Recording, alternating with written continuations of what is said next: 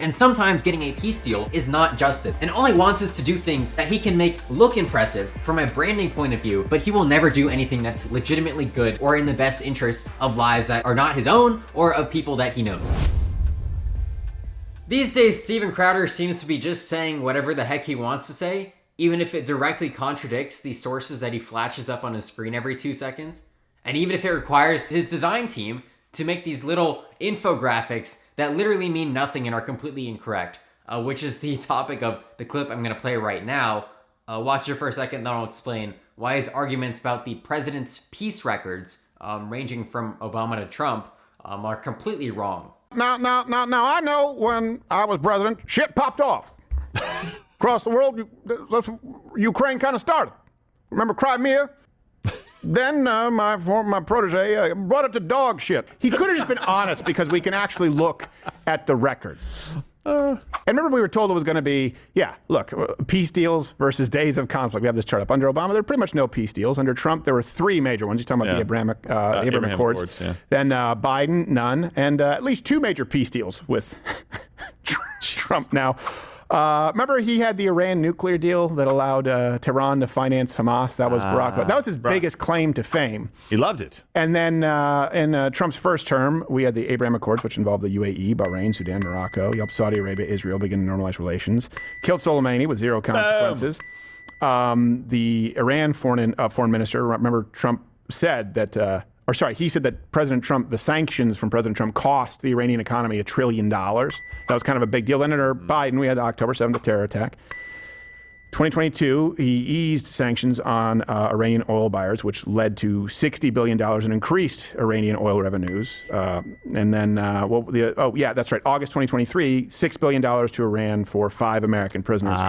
And of course, Iran continued funding Hamas. And then just now in the second term, we have the secured release of, in May, the American hostage, Idan Alexander from Gaza. He just ended the Israel-Iran war in record time, and then just ended the Gaza war. I'm sorry, World War III. He ended the World War III. That's right. It was going to be a World War III. 12-day war. I think everyone would have to agree he's the most anti-needless death president ever. All right, are you trying to say, seriously, that the person who canceled the 2 most successful programs in human history at saving lives, PMI and PEPFAR, malaria and HIV, canceled them?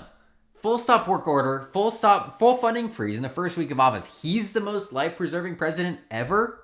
Are you kidding me? Among the other USAID programs he canceled, he had a limited humanitarian waiver, but he laid off the person who dissented from that. His name is Nicholas Enrich. You can look him up. He's talked about a lot of this stuff in detail, but I'll get to the content here in a second. Why not start at the beginning? Crimea.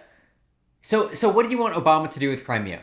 Because I assure you, if Obama put U.S. troops on the ground to stop Putin from taking Crimea, you would have that X be a whole lot bigger. Because guess what? Ukraine was completely... They were in shambles. They could not fight for themselves. And Russia did not invade Crimea. They simply released their troops from Sevastopol. They did it in like a few days to a couple of weeks, right? It was impossible to stop unless he started a world war. This is much different than the invasion of the Donbass that we saw right here. And then apparently Trump just put a boot on the neck of Putin once he came into office. It's like, did you not know that the Donbass insurrectionists held on to a third of that territory all while Trump was in office? It's like, and they were constantly fighting too. They gained a lot of ground while he was in office, all while Trump was like in 2019 taking away funding from Zelensky so he could have his political rivals investigated. Oh wait, that sounds very moral. And we're completely skipping over what Trump did in Syria. His Syria pullout. Anyone who complains about the Afghanistan pullout, and I'll get to Afghanistan in a second, either they don't know about the Syria pullout. I just have no other explanation for it. It was condemned like 350 by 350 majority in the House. Because both sides despised it because it allowed the Turkish forces to essentially displace our Kurdish allies who had helped us defeat ISIS, by the way. ISIS had just been defeated. Basically displaced them from all of northeastern Syria.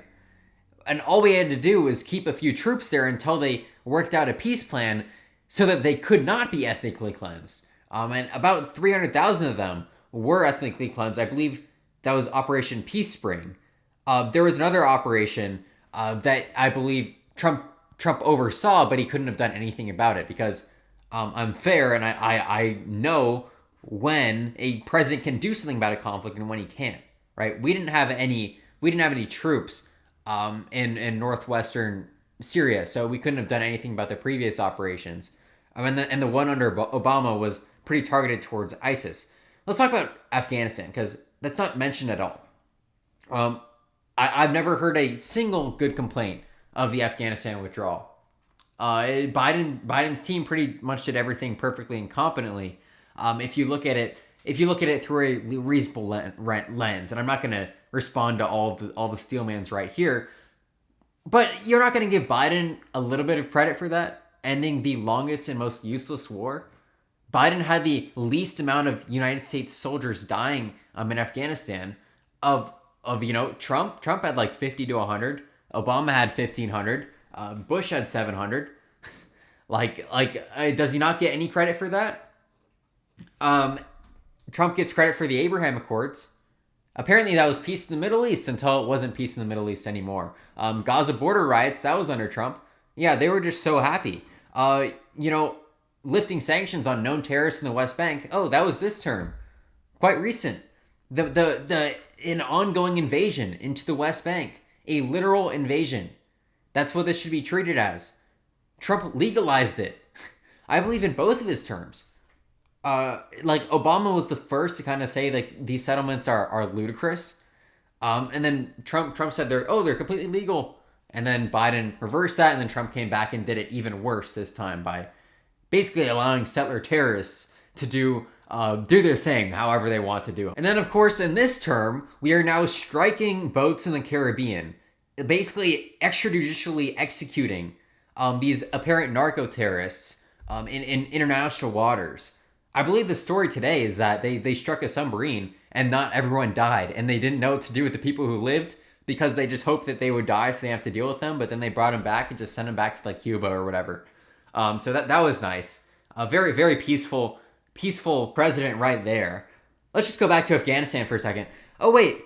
You guys complained about the Afghanistan withdrawal because of women's rights? Who canceled the flights of a bunch of women who were being persecuted by the Taliban? 1,600 of them, who had already been accepted refugee status and made them stranded amongst the group that was seeking to kill them or persecute them.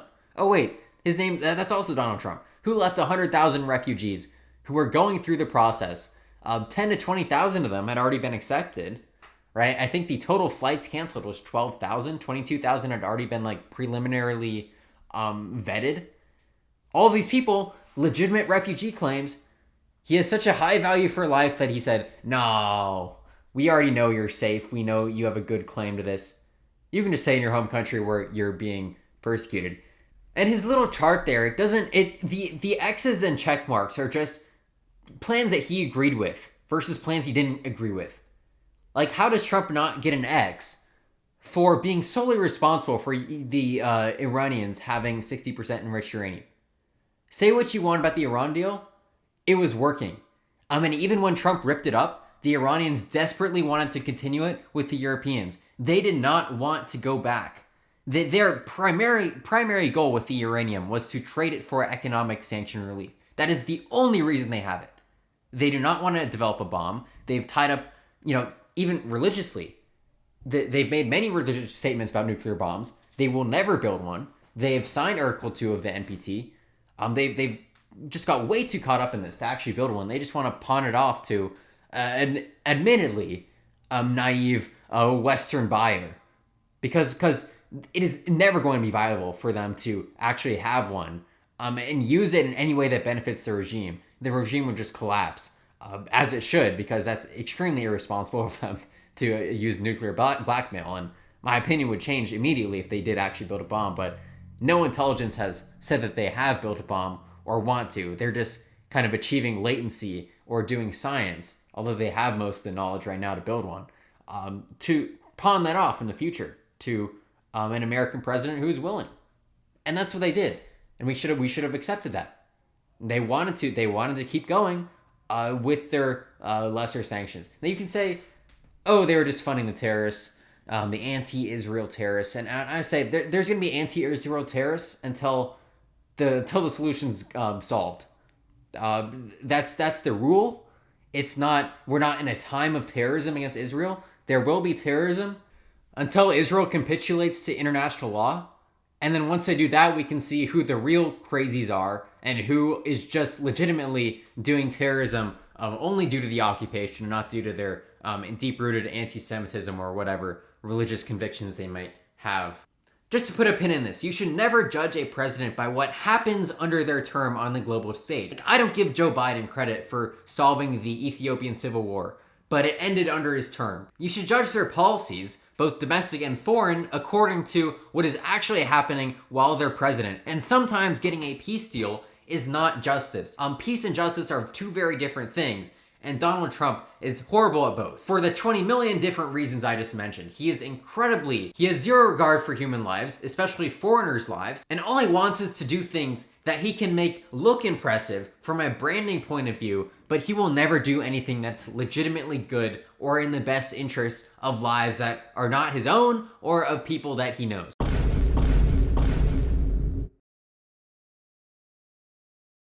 But none of these policies are even socialist.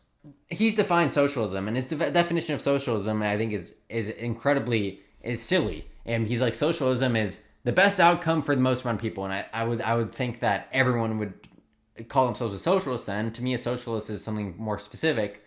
Someone who wants to essentially sees a crippling flaw in how society is structured, in that there's a difference between workers and employers in class. And they say that difference ought to be abolished by implementing a financial stakeholdership to the workers onto the firm to essentially eliminate employers altogether. That is, to me, a socialist. And that equation actually doesn't involve the government at all. My solutions involve the government almost in entirety, and they're completely capitalist. They use markets, and that's the smart way to do things. And that's what Mamdani's doing for the most part.